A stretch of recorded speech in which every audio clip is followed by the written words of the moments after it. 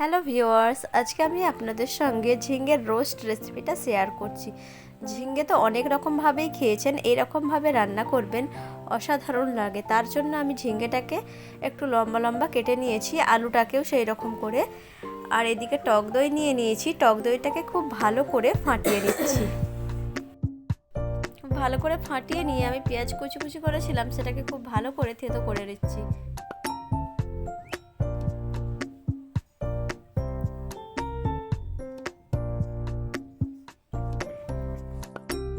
ভালো করে থেতো করা হয়ে গিয়েছে। এইবার আমি কি করব, টক দইটা যে ফাটিয়ে রেখেছিলাম তাতে মশলা নিয়ে নিচ্ছি, হলুদের গুঁড়ো দিয়ে দিচ্ছি আর একটু লঙ্কার গুঁড়ো দিয়ে খুব ভালো করে সেটাকেও ফাটিয়ে নেব। ফাটিয়ে নেওয়া হয়ে গিয়েছে। এইবার আমি আলুটা আর ঝিঙ্গেটাকে খুব ভালো করে ভেজে নেব, শুধুমাত্র লবণ দিয়েই ভাজবো।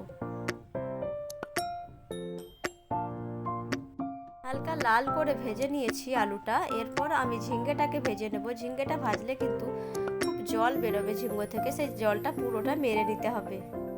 দেখতে পাচ্ছেন কতটা জল বেরিয়েছে, এই জলটা পুরো মেরে নেব। তারপরে ওই কড়াইতেই অল্প তেল দিয়ে তাতে দুটো শুকনো লঙ্কা ফোড়ন দিয়ে দেবো। দিয়ে যে পেঁয়াজটা বেটে রেখেছিলাম সেই পেঁয়াজটাকে খুব ভালো করে ভেজে নেব। খুব ভালো করে ভেজে নিয়ে এবার যে টক দইয়ের সঙ্গে মশলাটা ফেটিয়ে রেখেছিলাম সেই ফাটানো টক দইটাকে আমি দিয়ে দেব। দিয়ে খুব ভালো করে এটাকে কষিয়ে নিতে হবে।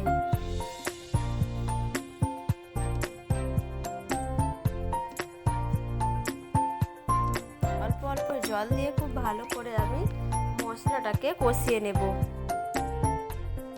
মশলাটার ওপর দিকে যখন তেলটা উঠে যাবে সেই সময় আমি যেটা আলু আর ঝিঙ্গে ভেজে রেখেছিলাম সেটা দিয়ে খুব ভালো করে কষিয়ে নেব। অনবরত কষিয়ে নিতে হবে, নইলে সবজির যে একটা গন্ধ থাকে সেটা কিন্তু রয়ে যাবে। এরপর আমি চিনি দিয়ে দিচ্ছি পরিমাণ মতো, তরকারিটা মিষ্টি মিষ্টি হবে একটু। চিনি দিয়ে আবারও আমি খুব ভালো করে কষিয়ে নিচ্ছি।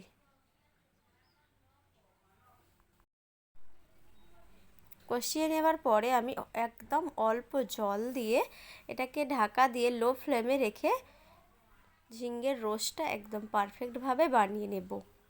খুব সুন্দর খেতে হয় বন্ধুরা, আপনারা বাড়িতে এই রেসিপিটা বানিয়ে দেখবেন, অসাধারণ খেতে, সারা জীবন মুখে লেগে থাকবে। আর আপনাদের যদি রেসিপিটা ভালো লাগে তাহলে প্লিজ একটা লাইক করে দিবেন।